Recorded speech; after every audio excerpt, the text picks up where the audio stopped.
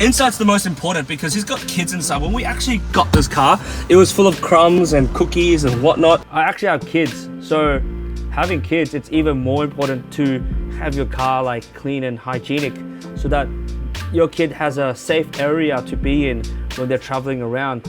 So what we've done, we did a really good in-depth clean of the car already. See all this? This is the chairs pulled out and where the seatbelt buckles are. And a lot of times when we're cleaning and we don't clean under the seat, years and years of accumulation will result to what you're seeing here. When you have kids, I have kids, you know that they treat your car like an amusement park and they just chuck everything on the floor. Keeping your car clean is very, very important. Otherwise, it may be harmful for people around you and yourself. And what we've done is coated the leather and also coated the fabric. Which means no more Saturdays, Sundays at home cleaning your car with your kids, you know, chucking things everywhere and taking hours, long hours to clean. It's gonna be a simple 5-minute job. Vacuum, wipe, done.